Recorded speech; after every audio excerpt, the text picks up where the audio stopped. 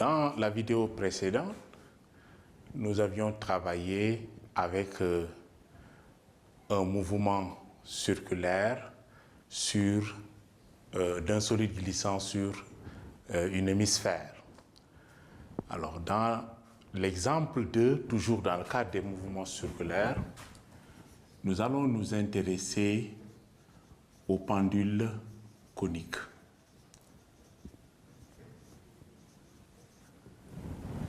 Alors, pour cela, nous allons considérer un pendule simple de longue où à l'extrémité on accroche une masse M et le pendule a comme longueur L. Mais nous allons tourner le fil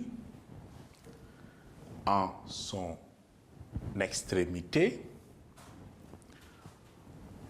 pour voir qu'à un moment donné, le solide peut quitter le plan vertical et décrire un cercle dans le plan horizontal. L'air que balaye le fil est un cône. C'est pourquoi on parle de pendule conique. La question qu'on se pose, c'est que, est-ce que, en tournant sur l'extrémité, on peut le faire à l'aide aussi d'un moteur, pour toute vitesse angulaire oméga, est-ce que le pendule peut s'écarter de la verticale? À partir de quelle valeur de oméga le pendule va s'écarter de la verticale et commencer à décrire un cercle dans le plan horizontal. Alors, nous allons traiter cette question. Pour cela, nous considérerons ici comme étant l'angle θ. Alors, pour cela, nous prenons comme système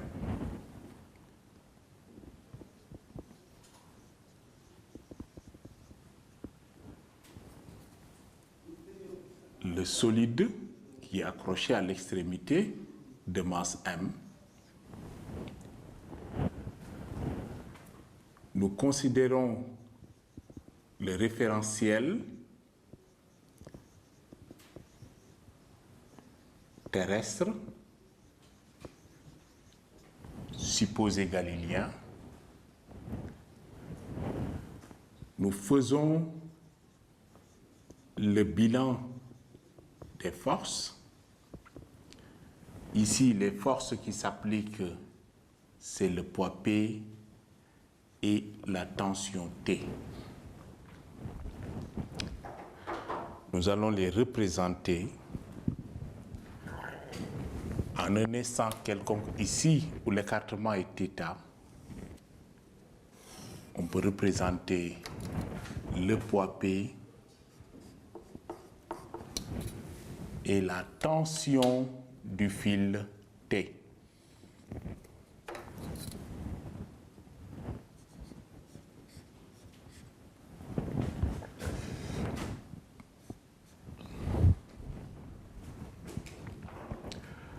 Alors, donc les deux forces sont représentées, le poids, la tension T. Nous pouvons appliquer le théorème du centre d'inertie. Théorème du centre d'inertie, P plus T égale à MA. L'accélération du centre d'inertie. Alors, ici, c'est différent de l'exemple précédent, dans la mesure où, dans notre exemple précédent, le cercle est décrit dans le plan vertical. Ici, le mobile M décrit un cercle qui est contenu dans le plan horizontal. Donc, si nous voulons représenter les vecteurs de Freinet par rapport au centre du mouvement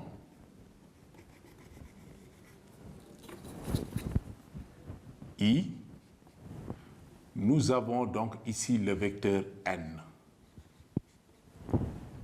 Mais il faut remarquer, comme le cercle est contenu dans le plan horizontal, pour le vecteur n, on l'aurait représenté une flèche. C'est un vecteur qui pénètre perpendiculairement au plan, pour le vecteur u. Donc c'est pourquoi, lorsque nous devons choisir un repère, il est important de choisir de projeter suivant la normale, donc c'est-à-dire on peut associer un axe OX, il passe par la normale, parce qu'il est intéressant d'utiliser l'accélération normale et de prendre l'axe OY suivant la direction du poids. Donc le vecteur U est perpendiculaire à l'axe OY. Nous pouvons faire les projections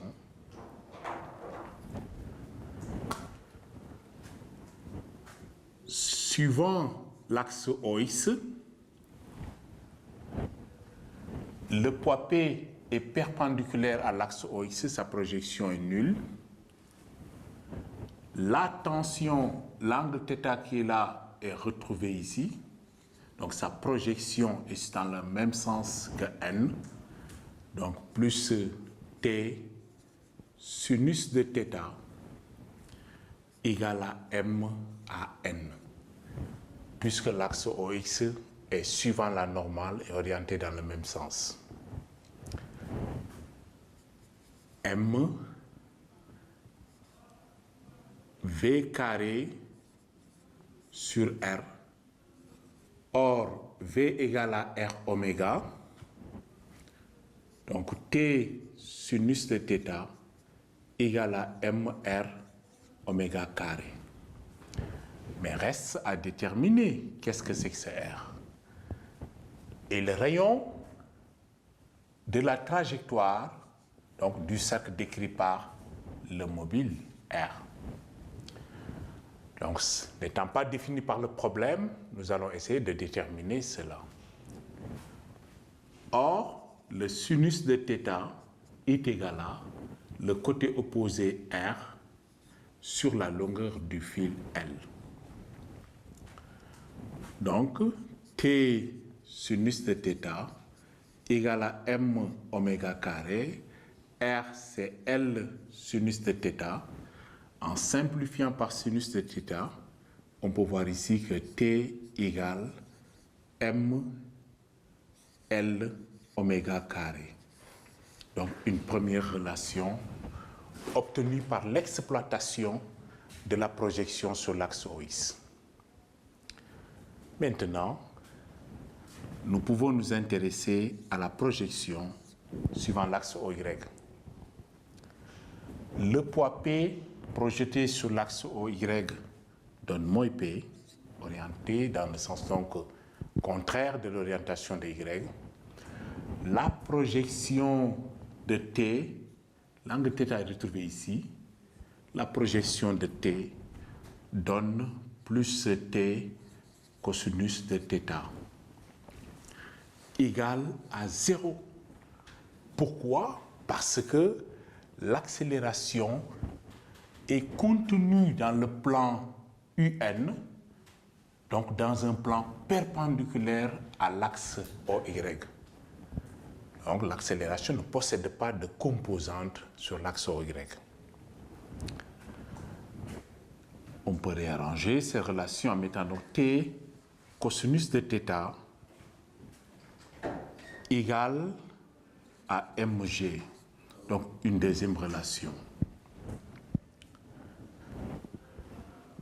Alors, l'exploitation de ces deux relations, donc en remplaçant ici donc T par son expression, on pourra obtenir que ml oméga carré, donc qui est t fois cosinus de θ égale à mg.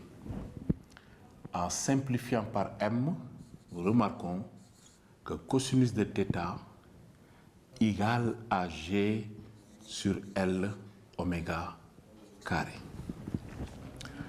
Et c'est là où la discussion devient intéressante. Le fil s'écarte de la verticale implique l'existence d'un angle θ. Et le cosinus de θ est égal à g sur L oméga carré. Est-ce que le cosinus de θ peut prendre toutes les valeurs possibles? Non. Le cosinus de θ ne peut pas dépasser 1. Donc, son expression doit être inférieure ou égale à 1. Alors, puisque